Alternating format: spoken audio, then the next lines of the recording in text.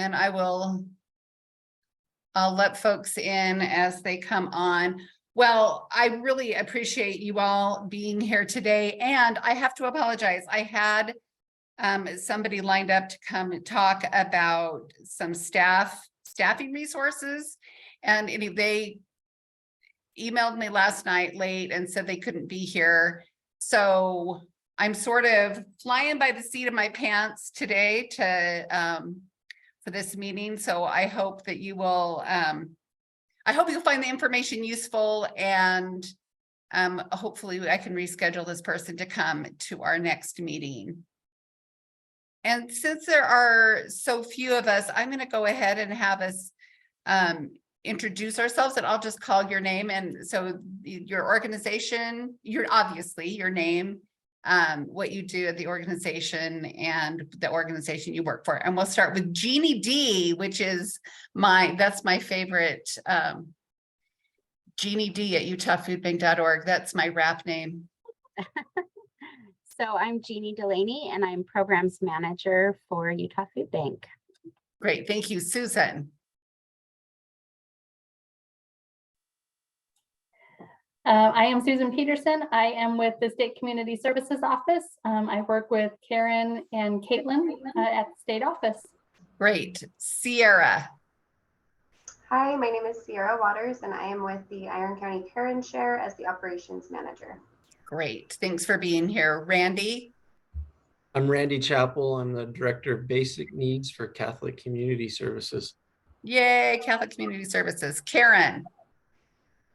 I'm Karen Quackenbush. I'm the program manager for the Emergency Food Assistance Program, and then for a couple of other programs at the State Community Services Office in Great. DWS.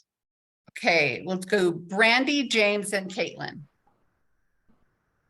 Or Brent. I just called you Brandy, Brent. Brent, James, and Caitlin. That's all right. Brent Crane with the Food and Care Coalition in Provo. Great. James. James Jetton, Interim Executive Director for Iron County Care and Share. Okay, great. Caitlin, and then Lauren. Lauren, we're just introducing ourselves. Hi, I'm Caitlin. I'm with the state, one of the program specialists for the EFA program, and I apologize, my computer is acting up and my camera does not want to work. Hi, I'm Lauren Navidomskis, Executive Director of the Lantern House Homeless Shelter and Soup Kitchen in Ogden. Great. Well, thank you for being here. I am going to share my screen.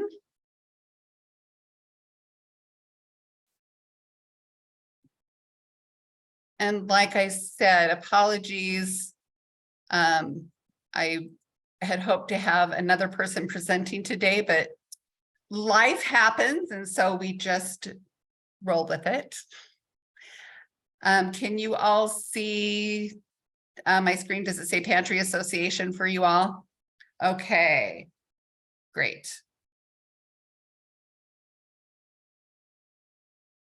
Oh, I need to get just a second.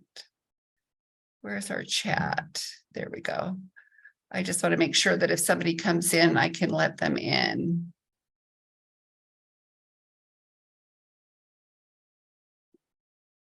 Okay. Okay, so today I'm gonna go over a bunch of stuff. I'm gonna share a bunch of information with you all. And so if you have questions, please let me know. And we can, I'll answer the questions as I can. Okay, so as you all know, summer is often like the busiest time for you all. The way I understand that with families out of school, and a lot of families don't have access to the summer food program. So I know that it becomes an extra busy time for you. So I wanted to go over some of the resources that Utahns Against Hunger is providing. Utahns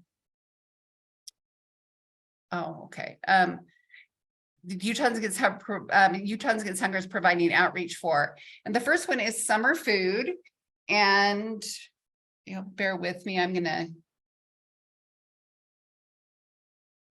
toggle between a PowerPoint and summer food. So this is This is where you can get information on the summer food program. And if you click on that USDA, there's a tool there. USDA has a tool that you can just put in your zip code. And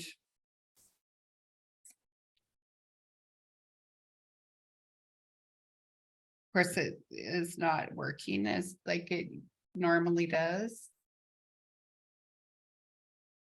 You can search by zip code, by address.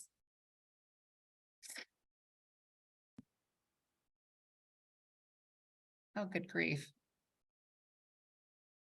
Oh, those are all, so you can just see all those little brown dots are where summer food sites are. You can click on those.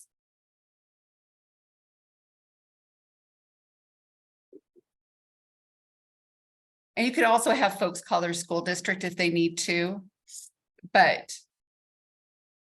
there is that. And then obviously the Utah Food Bank has their summer meals, and that information is on their website as well. And the Utah Food Bank, Jeannie, do you know how many new sites you guys added this year? So we actually have the same number of sites that we are operating directly this year as last year, but we changed some of the locations. Oh, okay. So Nolan Park in Davis County is a new site for us. And then Lodestone Park and Magna Regional are also new sites for us that took the place of other sites that were discontinued. Okay, okay, but you do have new sites. And Yeah. that can, and I'll send this, my PowerPoint after I'm done. So you guys have all of these links, but you can see that the Utah Food Bank site is also searchable. And there are lots of sites, and the Utah Food Bank sites will often fill gaps of where the school district sites don't. So just one thing on this. Sorry, hold on a second.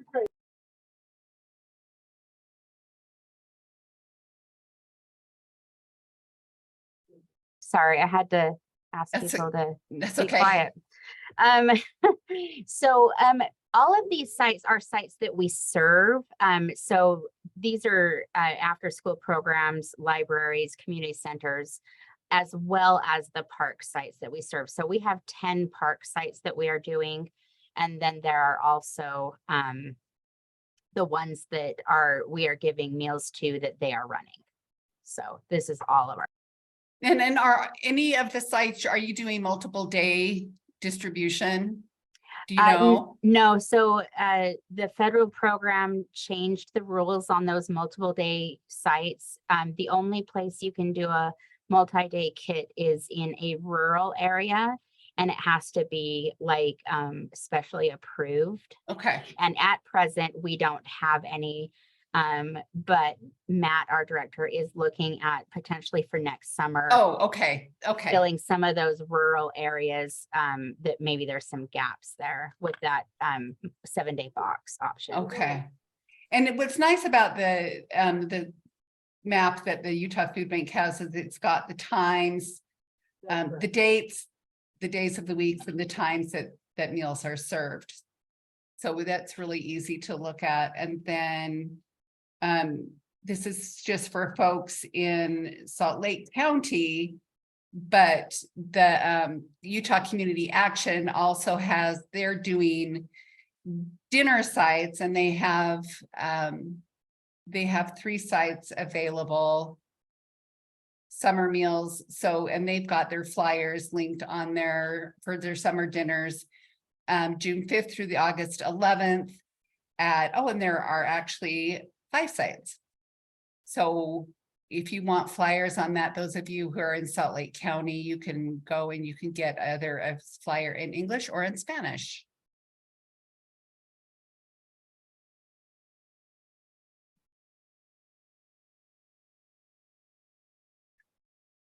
The other programs I want to mention are farmers markets. So Double Up Food Bucks The last couple of years, you had a match of $30, which is, I think, the highest in the country.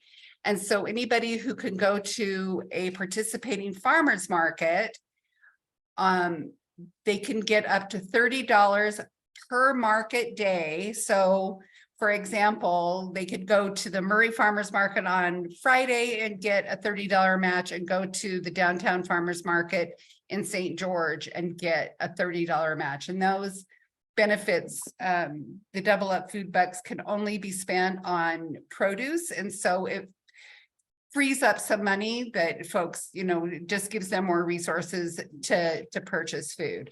And like I said, that matches up to $30. And you can not only use them at a farmer's market, but there are a bunch of roadside stands that you can use them at, Taggies. And then if you wanted to join a CSA, a community supported agriculture program, where you were getting a box of food every week, you can also use your SNAP benefits and double up food bucks for that specifically. This is on Utahns Against Hunger's website, and it's updated live. And so as changes are made, the Utah Department of Health and Human Services makes those changes. But there are a lot more. When they added, when they added the roadside stands in the CSA, that really broadened who could participate and where people participate, because there are parts of the state where there aren't a lot of markets participating. And if you have questions, please feel free to jump in and ask. Whoops. And so folks, good grief. I'm going to go the other way.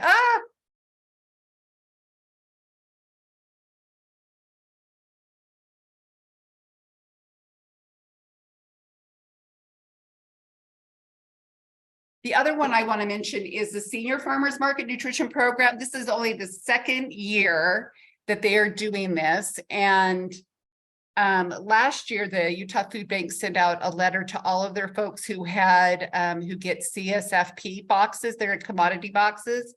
And we were just inundated with calls. I bet, every day from about 10 o'clock to 2 o'clock, our phones were ringing off the hook for people who were interested in participating in the Senior Farmers Market Nutrition Program. And so there's a list of participating markets. You have to be 60 or older to participate. And the Utah Food Bank is sending letters out to their CSFP folks again. But you don't have to be getting CSFP to participate in the program. You have, like I said, you have to be 60 years old or older, be a Utah resident, and have income under 185% of poverty. And people can just go to one of these these are authorized markets, not participating markets. And they've added a whole bunch this market season. And seniors can just go down to the farmers market, go to the information booth, tell them that they're there for the Senior Farmers Market Program. They sign a piece of paper indicating that their income meets the guidelines, and they will get 10 $5 vouchers to use at the farmers market. And they continue to add new ones. Like I said, this is only the second year they're doing it. And if you have questions, or you have clients who have questions, you can just have them call our offices. This is for some reason, it can be very confusing to folks on how, because there are a couple of steps you have to take in order to get the vouchers. And this one guy, honestly, he called me every day for me to retell him how he needed to participate and which markets were participating and have they answered, had they added any more. But it's really great because if they're eligible for the Senior Farmers Market Nutrition Program, they're also eligible for SNAP. And so it gives us an opportunity to talk to people. When people call us, we can give them information about the Farmers Market Program, but it also gives them an opportunity to talk to them about SNAP eligibility and to see if they can if they're interested in applying for SNAP. Gina, is there any in Utah County, or is this the Let complete- me see, Utah, it doesn't look like, oh yeah, Utah County, the Spanish Fork Farmers Market, Linden Sunset, Orem Sunset, Springfield Sunset, the barn and the barn. So yeah, there are 5 participating markets in Utah County. Like I You'll said, I send these out as attachments? Yep, I sure will. Okay, perfect, thank you. Brent, you also, I just got off a meeting earlier today. They're talking to pantries as well as being involved with it and bulk purchasing. And so we're looking at it in Ogden as doing this through working with a farmer in the area and doing it at our pantry. And I'm in the early stages of learning more about it, but there's a way that you can get it in your pantry as well. Okay, and I can send you the lady's email or Yeah, contact that'd information. be great, thank you. Randy, would you send that to me and then I can just send that out with the meeting notes and recording? Yeah, I can do that. Okay, that'd be great. Thank you. So the Senior Farmers Market Nutrition Programs is really great. And what we're hoping to do in the next couple of years is get the WIC Farmers Market Nutrition Program. The Senior Farmers Market Program does not have administrative funds that go with it, but the WIC Farmers Market states have to have a 30% match. And so that would be going to the legislature and getting that match in order to have the WIC Farmers Market Program. Okay, some other resources.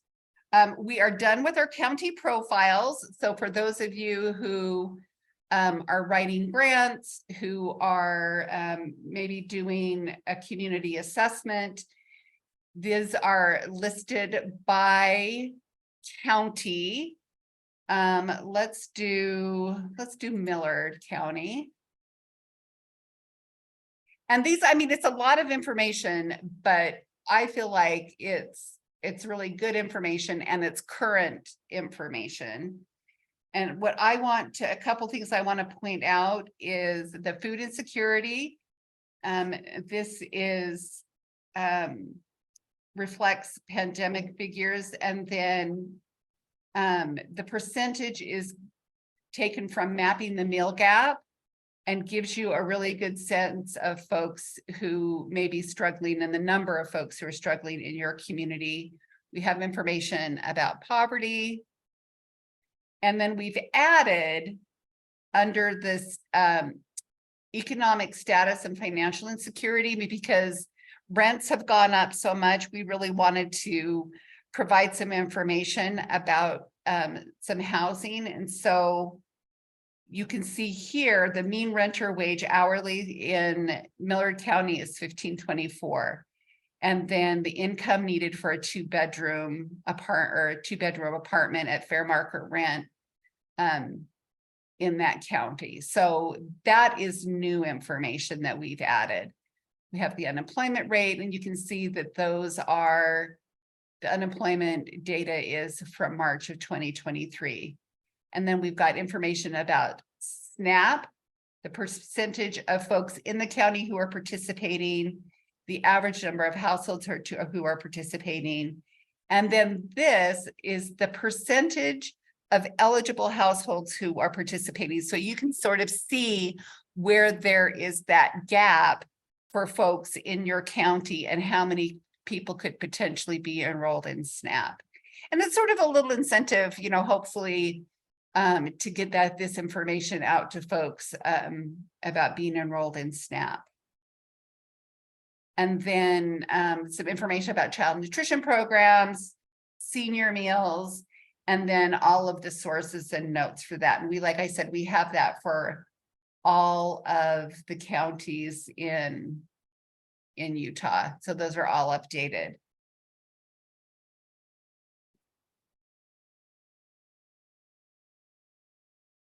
We've also updated our Need Food Help resource. And I would love for you all to take a look at these. Hopefully all the information is accurate and current, but we know that the information is very dynamic and so can change. I'll show you what we have on here. So this is Like these are all on our website, and we've got information about federal nutrition programs, how to use your benefits at a farmer's market, information about Create Better Health, SNAP education, some other community resources. And you can see here on where we've got congregate meals. Let me show you one where we've got, let's do Utah County. Where's Utah?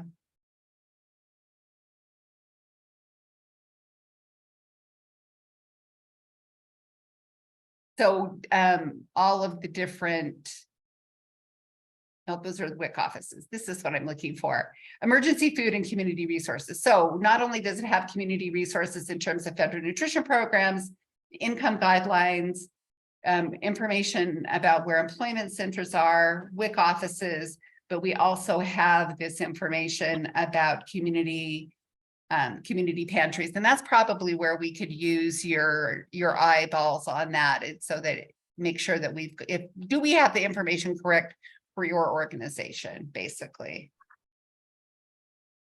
So those are all updated and on our website.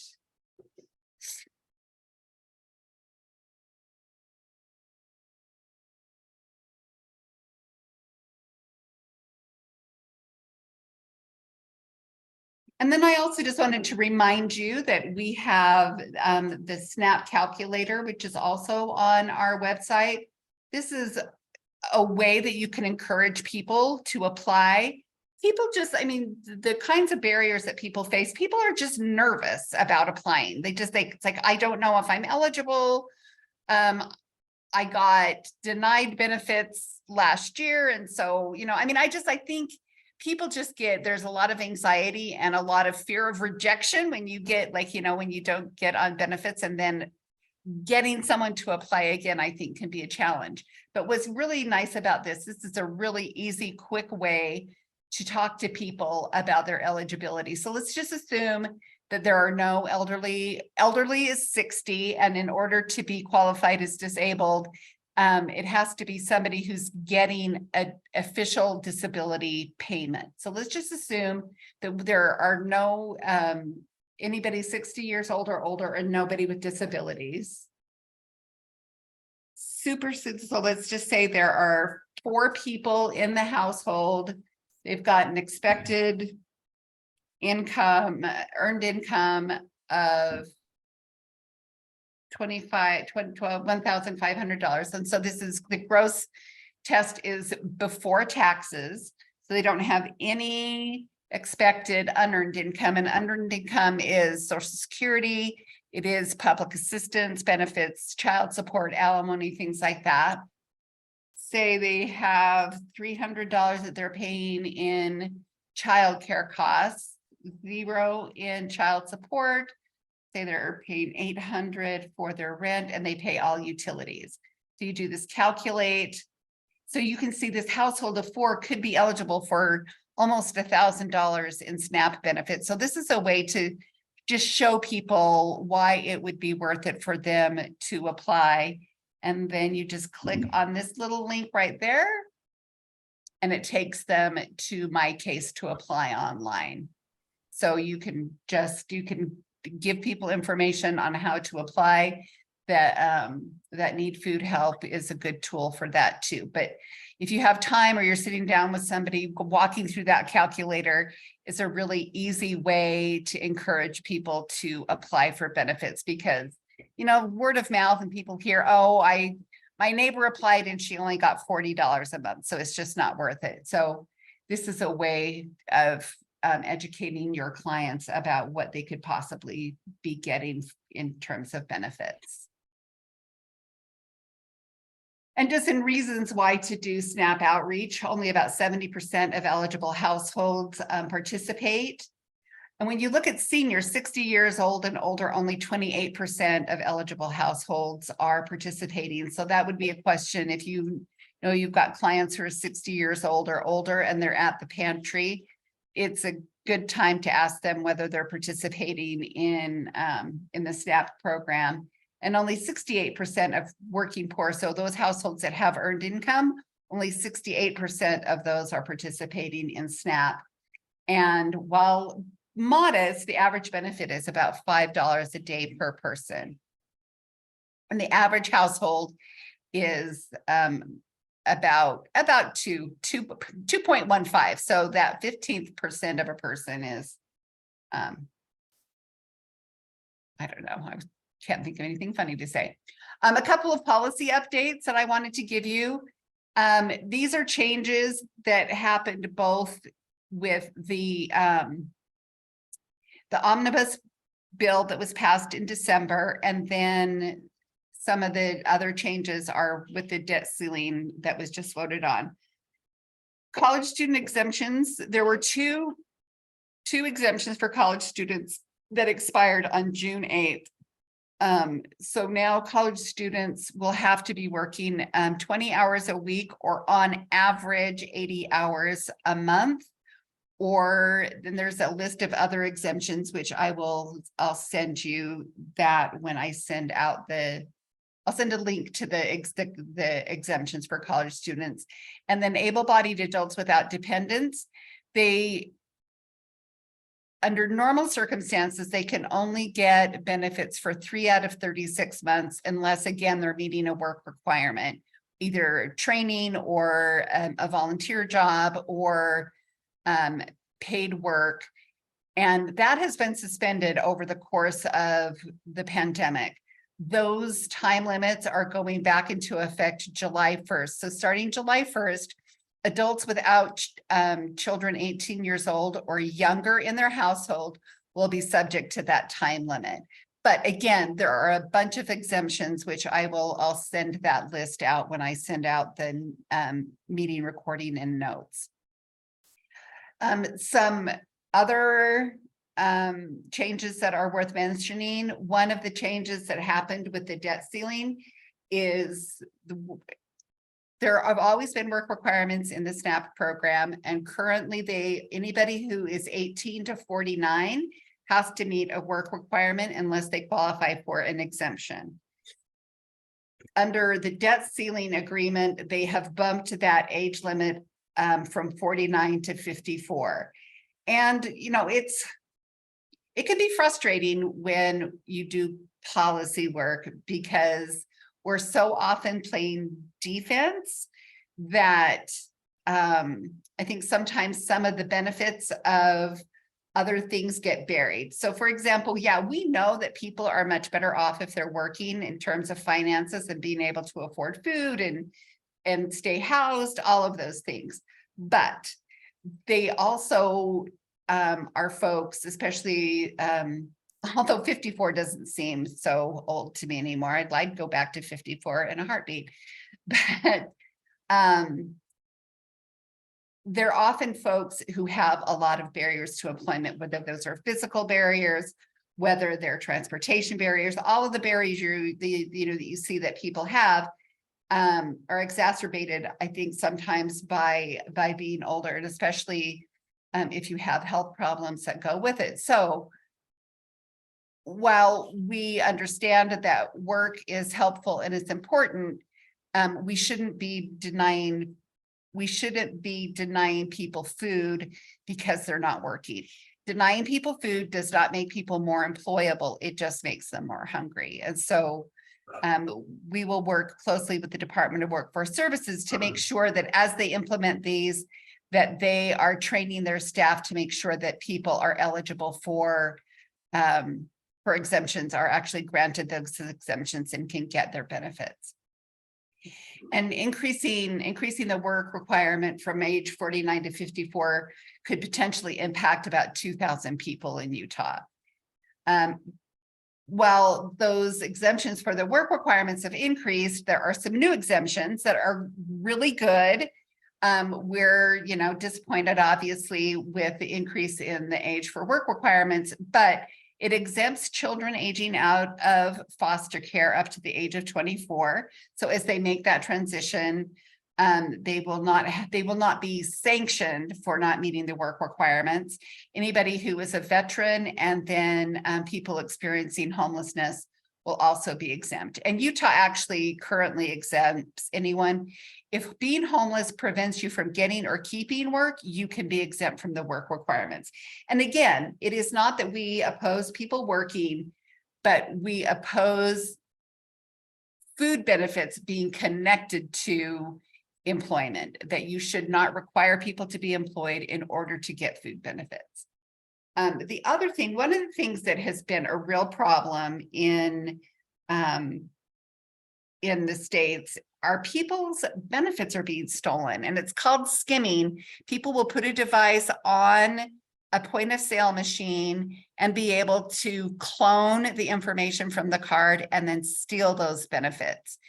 And initially, there was no way for states to replace those benefits. The feds they didn't replace them. They were like, there wasn't a mechanism in place for people to have their stolen benefits replaced.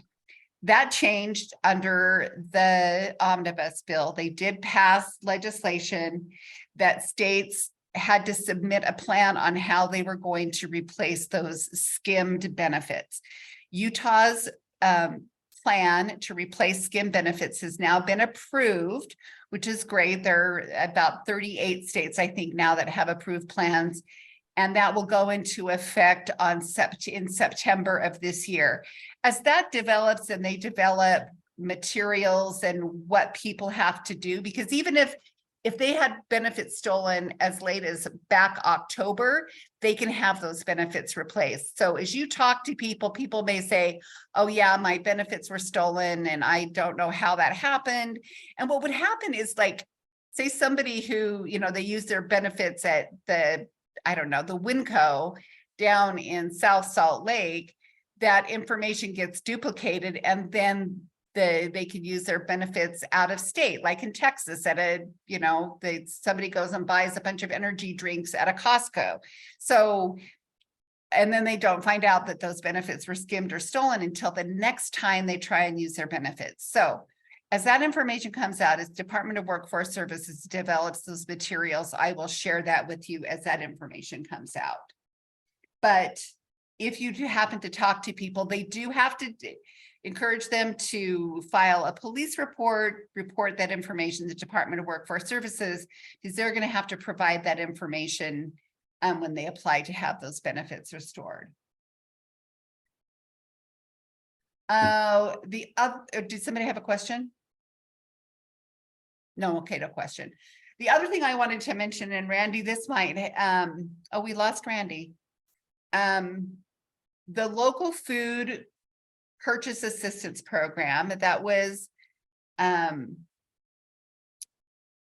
funding that's available through Health and Human Services. Randy, this might be what you're talking about, the local food purchase assistance program. Was that what you were talking about?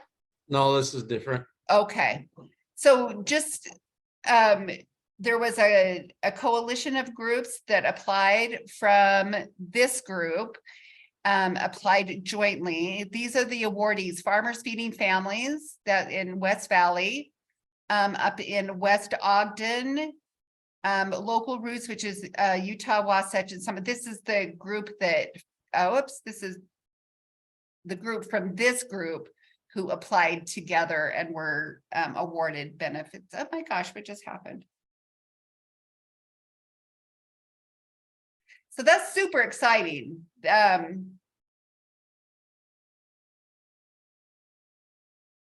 Oh, grief.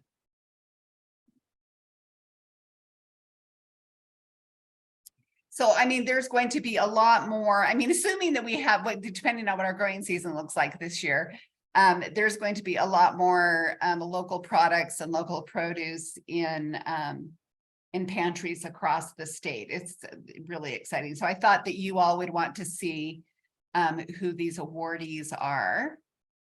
And then association next. So I wanted to talk about we only have 4 meetings a year. So I want to make sure that the time that we spend together is worth your while. And then also just incorporate, any ideas that you all have for technical assistance, any any ideas that you have for guest speakers, anything like that. And then I'm also looking for volunteers to help with a best practices toolkit and then an education work group. We talked last year about doing pantry visits with legislators, and I would like us to be on top of that this year and going into the late summer, early fall, have basically a legislative tour of pantries across the state, and would love any thoughts that you have about that, what I can do to make your jobs easier and support the work that you're doing.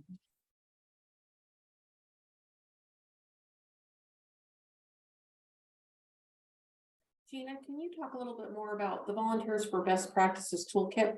What exactly is that? Best practices for how to run a pantry? Yes. What exactly is that?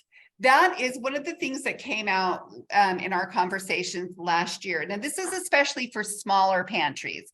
I mean, I think with, some of you all who are involved in larger organizations don't necessarily have a need for this, but there were several folks who run small pantries who wanted some sort of a toolkit for best practices to run a pantry.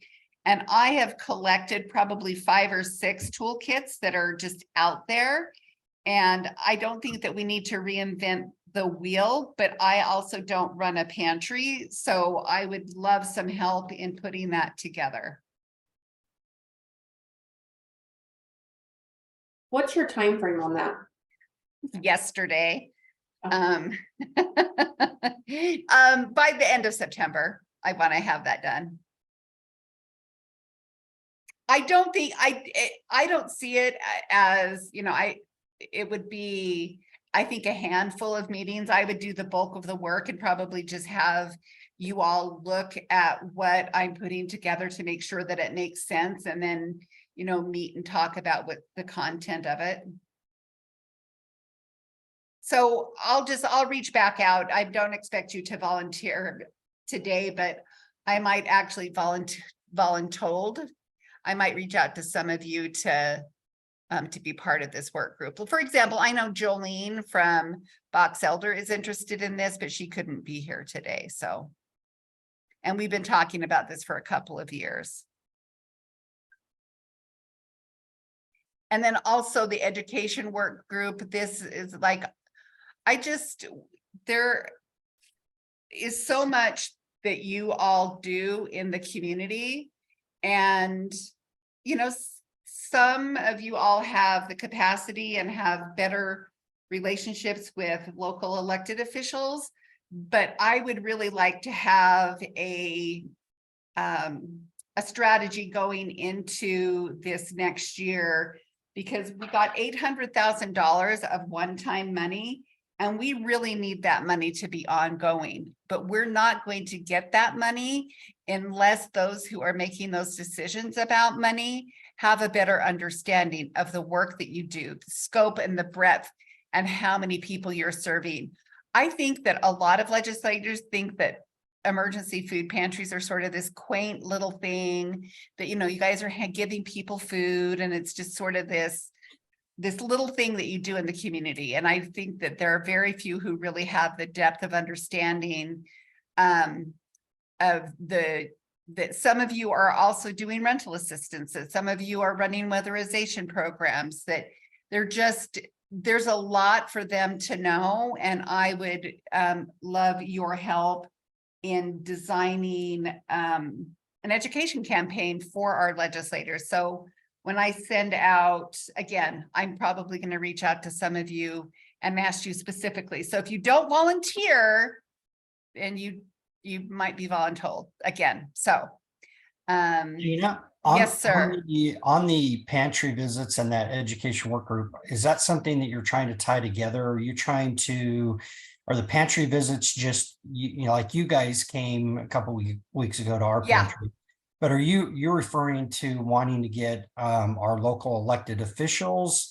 Well, so, okay, so there are two things. Yes. So the continued pantry visits are the pantry visits that Utahns Against Hungers. We're coming out to check out your operation and how you do things. The education work group, the goal of that will be eventually like to do a campaign where we have got legislators coming to your locations, seeing and understanding the work that you do, hopefully developing relationships with those legislators, and then during the session, having some of you up on the Hill as you can do that. Those of you who are allowed to be up there, having you come up there so that I'm not the one who's carrying that message that you guys are talking about the importance of this funding and why we need to make it not on one time, but ongoing.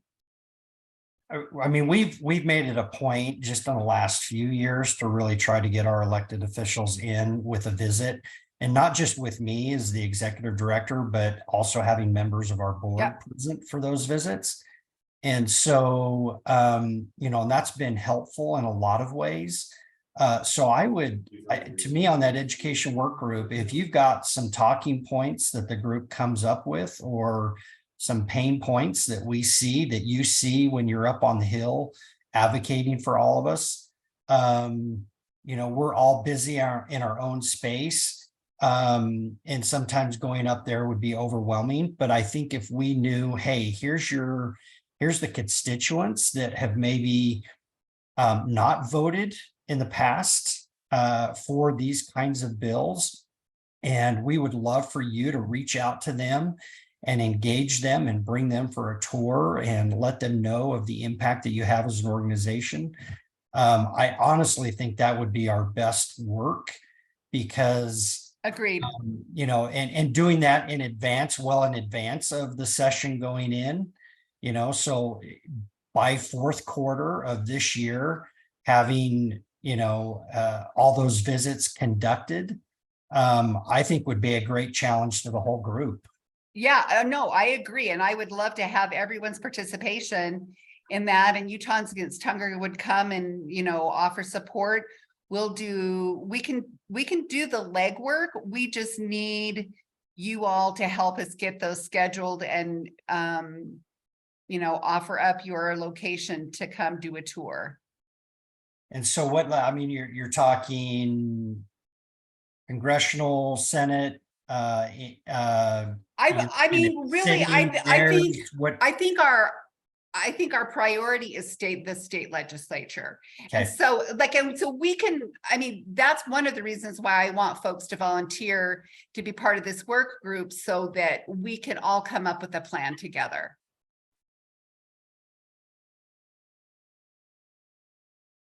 And so I'll follow up on that as well.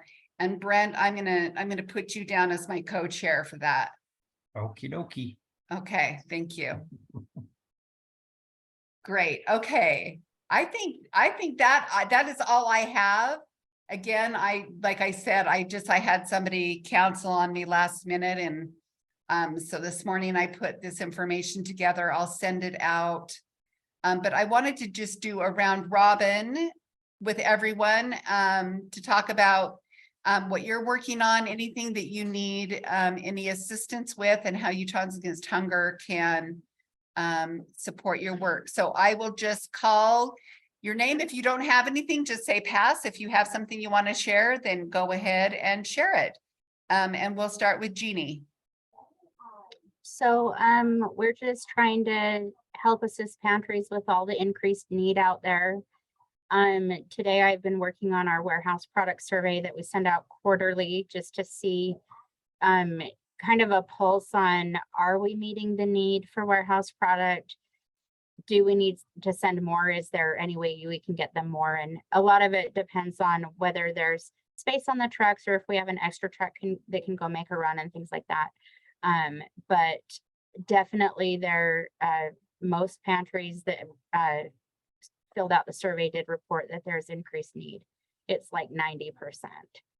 90% of pantries are reporting increased need. Of the 38 responses that I received. Yeah. And I mean, I didn't run the actual number, but at a glance, it looked like about 90% said it was increased, and a couple, maybe like 2 or 3 said it stayed the same. And there was only one, Grand County, a little pantry down in Grand County, said it decreased.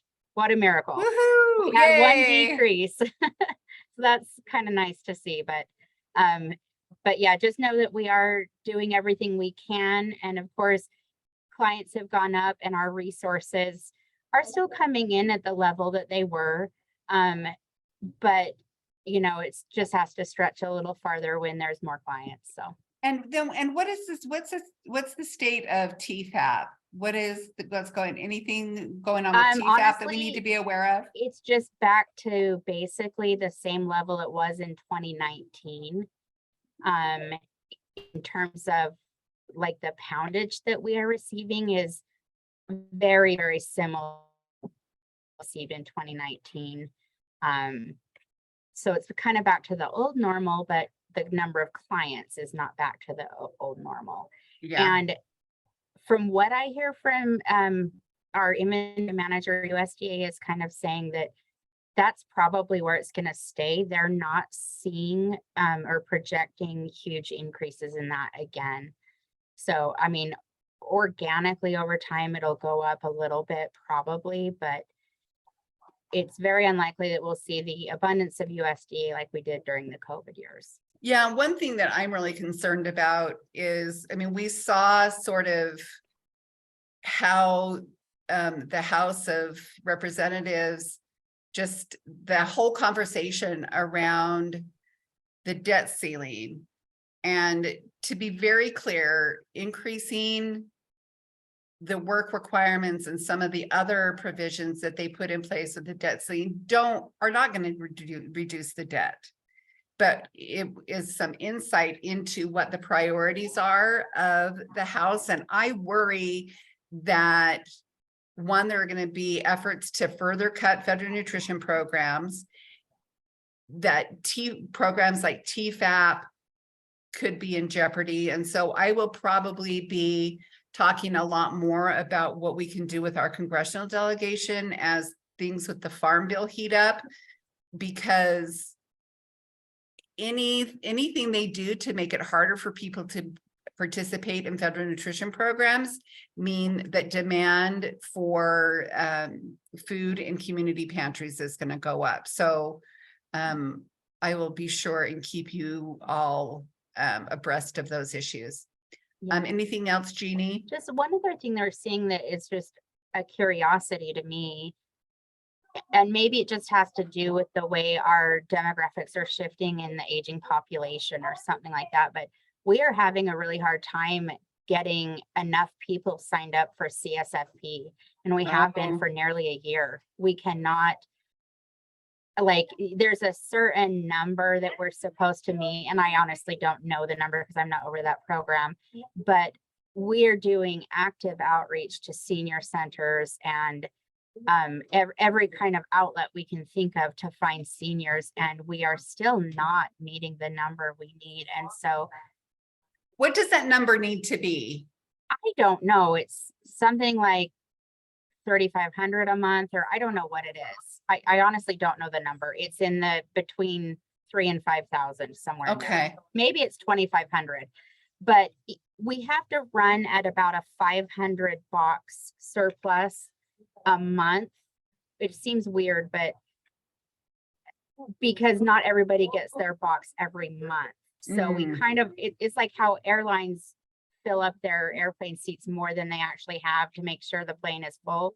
We kind of actually have to do that with CSFP, and we're not able to even meet our baseline number versus the extra 300 or 500 or whatever we need. So, well, okay. So I'm interested then, and because I mentioned that only 28% of eligible households participate in SNAP. I'm going to stop sharing. What are your thoughts about what keeps seniors in particular from participating? Like, what do you see in your pantry? Are you seeing more seniors? I mean, because if, you know, we know people are struggling, so where are they getting assistance from? Rebecca? Gina, I think that for our pantry, and I know this doesn't apply to everybody, this is just our experience. A lot of the seniors who we tell is in a CSFP box, they kind of feel like that's the stuff I'm already getting from your pantry. So it almost seems like a duplication. I think for us, if we had if, you know, part of our circle of control or influence involved more rural areas where there wasn't access to a pantry, I think that would be an area that would be really good for CSFP. So we love CSFP. We do quite a few. I think we're at like 30 something a month. Jeannie's shaking her head yes, so I'm hoping I'm right and not totally lying to you guys, but a lot of those we do home deliveries, which is great because there are people who can't come to our pantry. But if we're home delivering CSFP, we often are taking them food from our pantry as well. So if they're getting, you know, canned beans in the CSFP box, but they're also getting canned beans from things that were donated by community members and we give out at our pantry, it does seem a little duplicitous. Yeah, okay. Also, it is really boring food. I just have to say that. I mean, it's a federal program. It's great. It's staples, but there's only so much rice and non-sugar canned peaches you can eat and things like that. Yeah, okay. Anything else you want to add, Jeannie, before we move on to other folks? Okay, Sierra Waters, you are up. What do you have going on? I was just chatting in. I was just saying that in Iron County, we see a lot of seniors struggling to find transportation to get here for CSFP boxes and otherwise. And so we've been relying a lot on the partnership with United Way with DoorDash, but they don't do the senior food boxes. They only do like the bagged stuff. So if they were in wider boxes, they'd take them, but they can't take anything more than like 20 or 25 pounds. Okay. So. Anything else you want to share, Sierra? Is there anything specific that you wanted to know about? No, just giving you a chance to share. Okay. Okay. Okay, Brent. I don't have anything other than we enjoyed our visit. Yeah, that was fun. And I don't know if the group is aware of this, but Utahns Against Hunger incubated us in our early days. So we actually borrowed their 501c3 back in the late 1980s when the Food and Care Coalition was in its formative process and became its own entity. So I didn't know, I wasn't aware if Gina knew that, and so that's kind of a great connection we have there. So we've always appreciated the affiliation.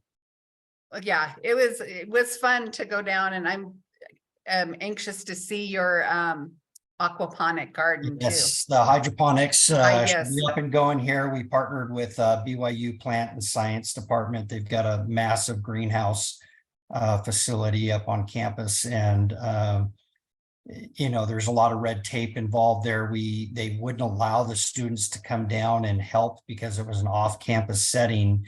And so what we did is they created a class, and that was our workaround for it. So, and I happened to, the new BYU president is a neighbor of mine, and so I can go chew on his ear whenever we run into issues there. But anyways, we're really excited about the partnership and to be able to produce greens and veggies year round, and have a little bit more control, and probably have enough to share with some other groups. So that's very exciting.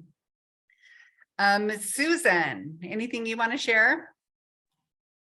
No, things are good here, just gearing up for the new contract. Okay. Rebecca.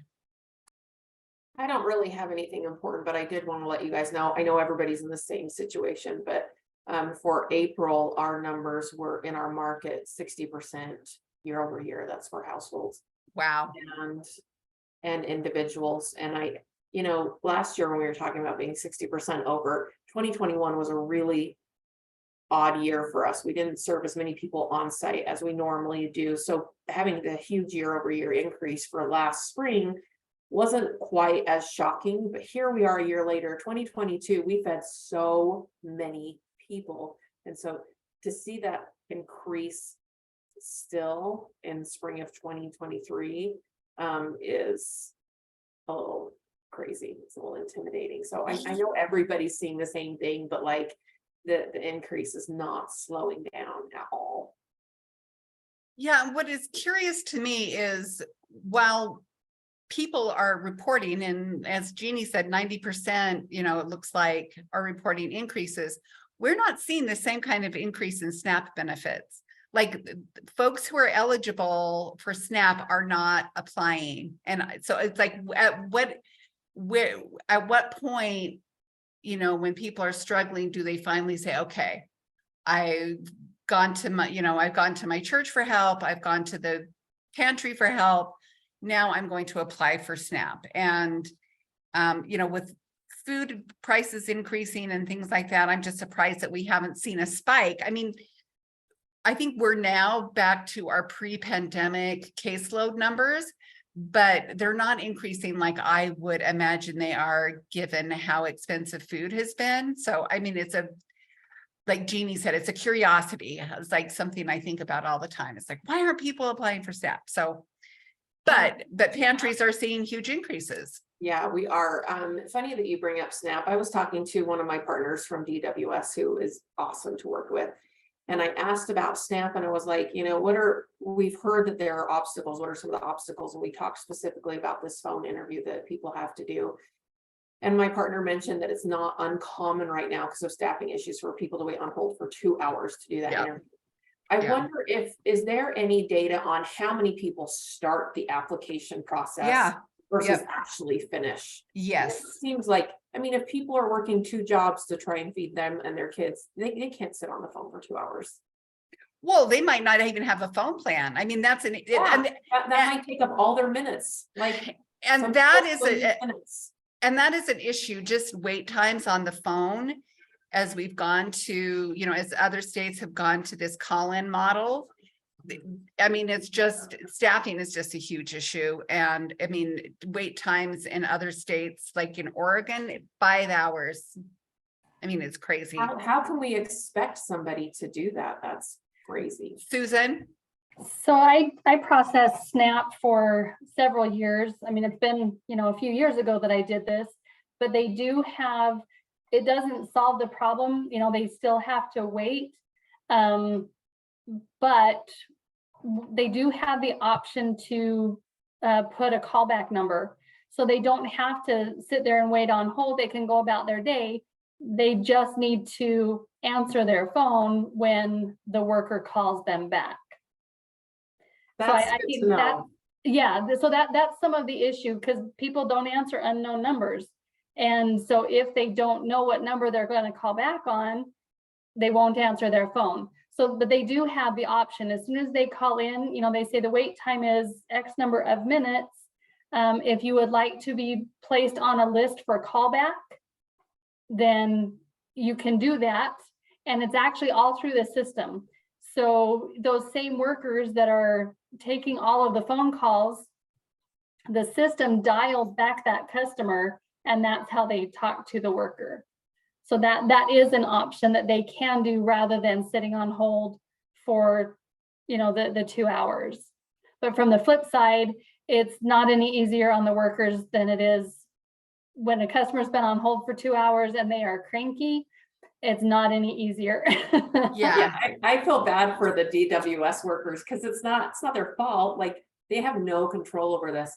That leads me to another question. So if you have a situation with somebody with a disability, so let's say you have somebody who's hearing impaired, do they still have to do this phone interview? And is there a way to bypass that?